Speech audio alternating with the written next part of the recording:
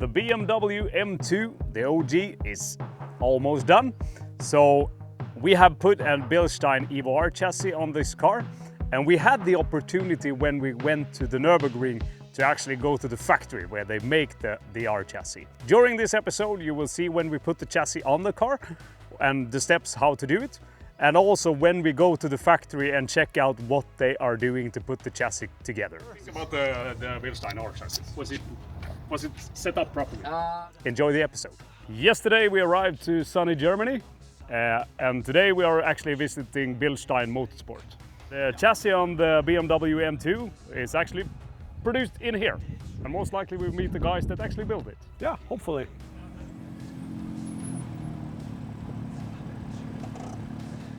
So we will actually get a tour inside.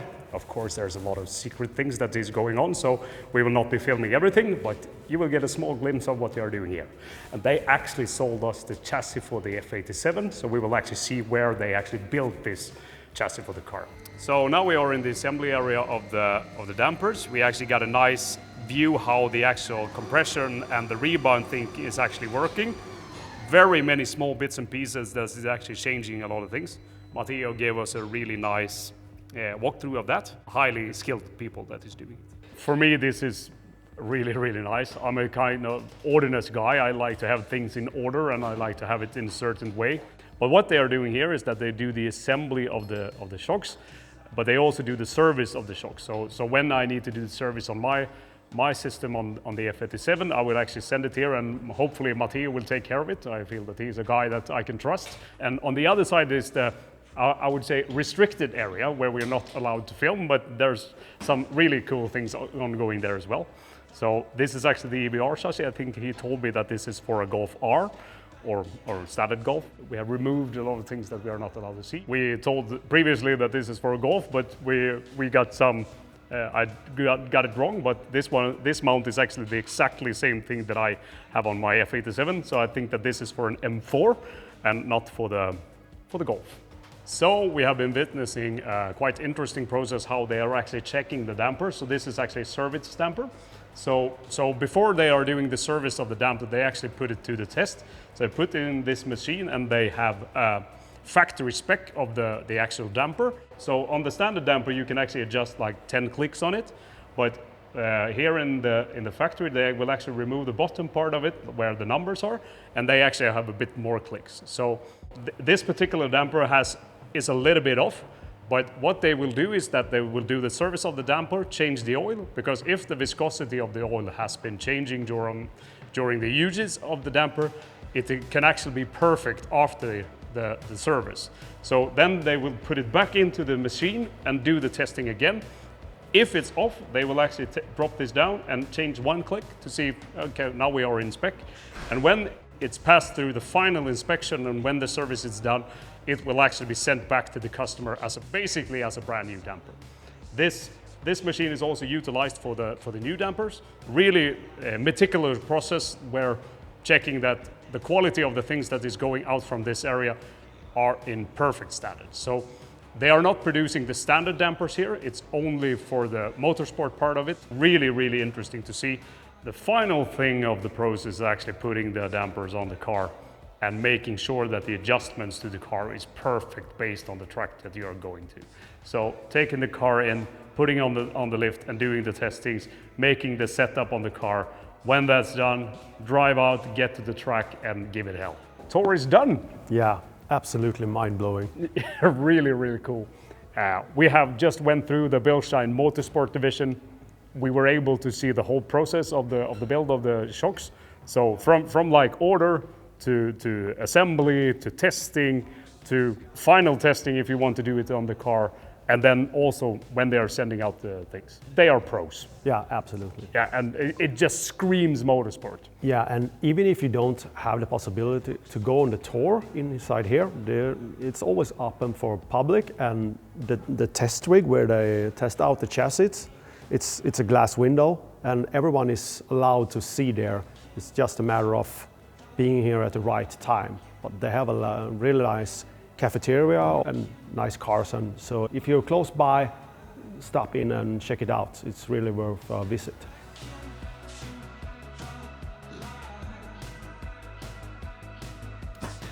So we finally got the Bilstein chassis for the M2. We've been waiting a long time for this, but just last minutes before the Easter holiday, it finally showed up. The guys at Schmiedmann, they held the doors open a couple hours extra for Niklas to be able to pick it up. There's a lot of parts in here.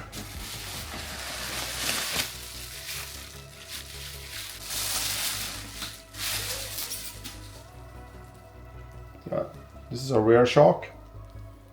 Here you can see the EVO R logo. I think this is one of the absolute first M2s of this generation that got this chassis. So we need to figure everything out when we're mounting stuff on the car. It looks really, really nice. We need to figure a lot of things out during the mounting of this chassis. Being so new, we don't have any real mounting instructions. We don't have any basic settings for it. So this is one of the first chassis that's ever delivered for this car. It's being both developed and built at their factory near the ring. We're still hoping that we maybe will have a chance to visit them during our ring trip. For now on, we just have to check out all the parts and try to put this together.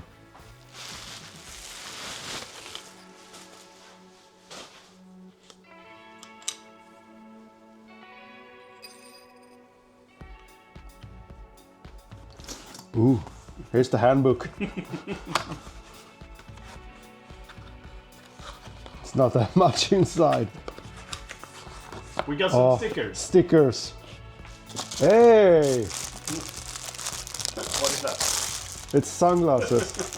Branded sunglasses.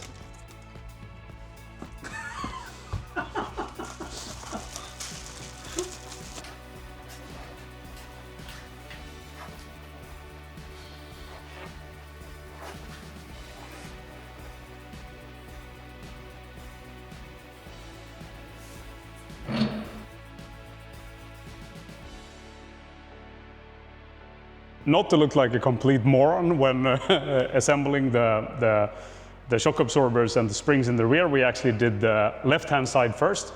After a lot of fiddling, we actually concluded how to do it. And what we actually did wrong is that for the springs, we actually have this like mounting plate that is on the original car. That has to be removed. So you will actually put the adjusted height adjusters like screw will actually mount into the actual frame of the car. So now we're actually going to go through piece by piece how we actually get this in place. So it's a really simple job of getting the shock absorber out. You actually loosen those 3 bolts in the top, and then you actually have 1 bolt in the lower part, which you just take out, and then you can pull the shock absorber. Then for the control arm, or for this one, you actually loosen the bolt on the inside. Then you can actually release the springs really easy. So then you can get that out. So it's actually a simple fix when you know how to do it. There were no instructions whatsoever from Bilstein. So, but now we got it all covered. So let's walk it through. Now we have loosened the bolts on the top of the car. So now we will actually get the shock absorber lower bolt out. I have been losing this quite many times because I have done the bushings in the rear. So this shock absorber, I think it's been out like 5 times.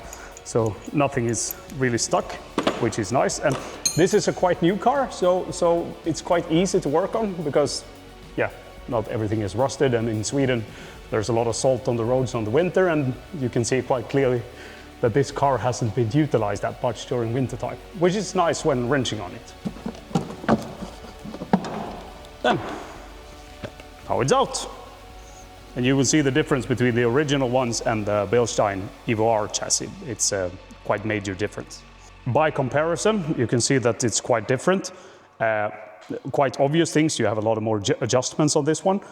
What I don't like is that the numbers will be upside down when you actually put it on the car. So if that's a production miss, or should it be like that? I don't know, but feels strange. So now we will actually drop the control arm.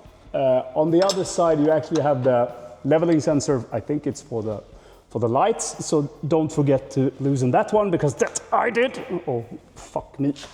But what you will do now is that you will actually drop the lower control arm and then you can get the spring out. And I would highly recommend that you don't do it like me. Use ear protection because now it's... That went perfect. What we did wrong was actually that we thought that the new spring will actually fit into the original mount, which it doesn't, because that will be the adjusted spring or adjusted screw for the ride height of the car. On the other side, yeah, now it's down.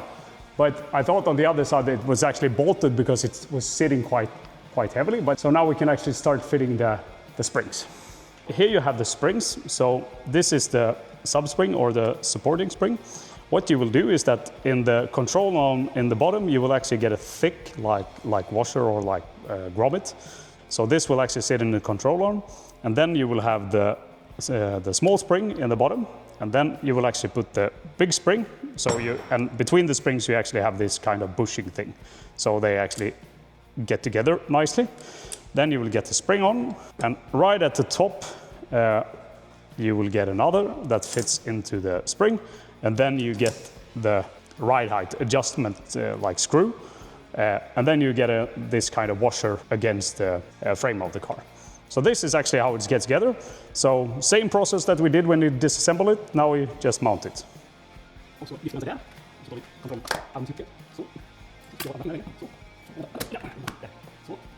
So now the shock goes on, nothing strange. We pre-fitted this one, the bracket for the damper.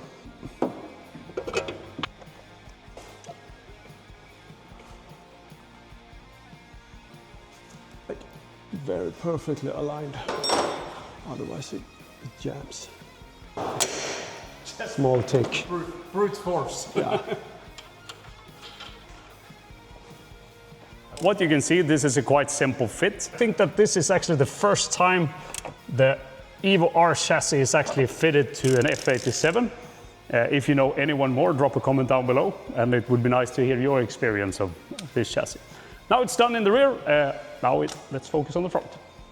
So now we're going to assemble the front shock absorber. So first of all, this comes as a jigsaw puzzle. So here you can adjust the ride height. So first you want to put this, and then you add the smaller spring, support spring or whatever it's called. This, and then you take the larger spring. It was quite of a big hassle to find out which one was sitting where, but what we realized is that the rear one is actually the more stiffer one, so I think it was 240 Newton meters, and the front one was 160. So the front should be 160 and the rear one should be 240.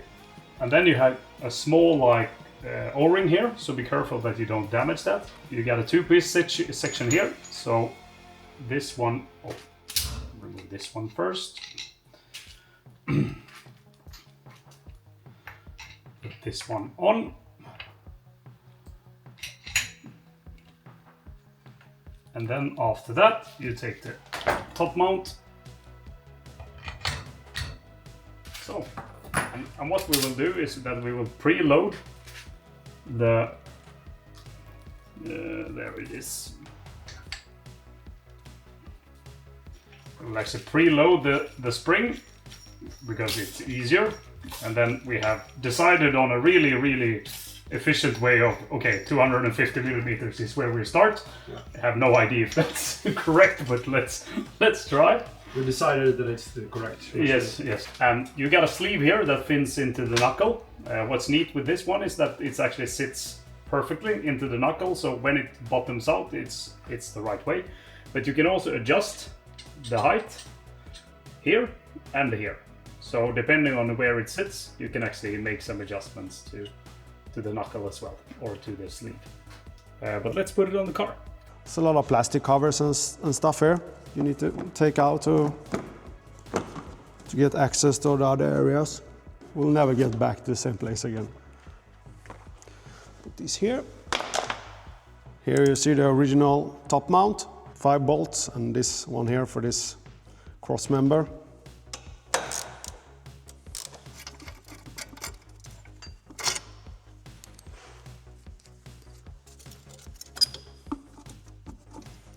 And then on the back side, you have a, I'm not sure what color, you have a gap like 5 millimeters.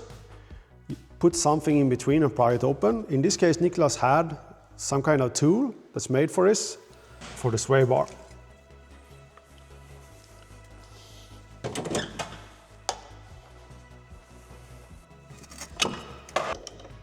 Yep.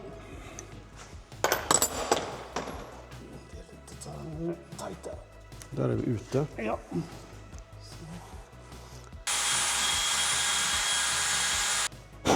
Göra det lilla. Det är viktigt med blåsandet. Mm.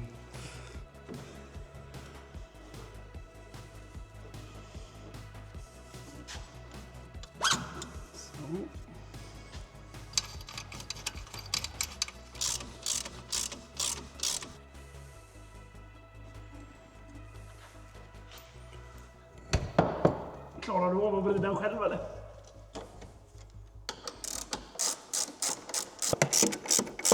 So now we're gonna adjust the bracket for the sway bar. It's not threaded as we first thought. And that's just about it. So the car is now back on its wheel. The chassis is on the car. But now we will drop the car because we don't know how the car is actually sitting on the new chassis. And we have just winged it to get it in some kind of spec. So let's see how it looks. It's definitely lower. I don't know if this will be doable, but from what I see now, it looks pretty okay. F87. Yep. The OG. Yeah, exactly. Yeah, so the 400, no, 370. 370, yeah. 370. So it's the N55. Okay, and fully stock engine. Yeah, nothing whatsoever. Okay, then it was actually me. I thought like, oh, we're missing torque. I totally forgot it's like fully stock OG. Because like, when else do you get to drive a stock N55 car?